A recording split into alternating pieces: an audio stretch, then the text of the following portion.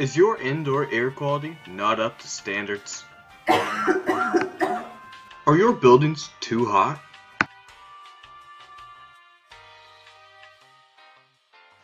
Or are your buildings too cold?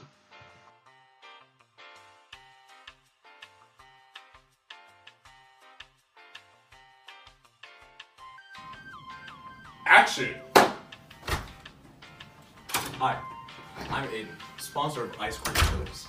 As a unique group for energy-efficient HVAC, we took up less space. We saw an opportunity. Chilled beams. Out with old clunky HVAC. Our new beams are saving our customers money, providing clean air, all at a fraction of the cost. Now, to give some insight into how these work, I'll lead you to our infield expert and chilled beam installer, Reid Maahs.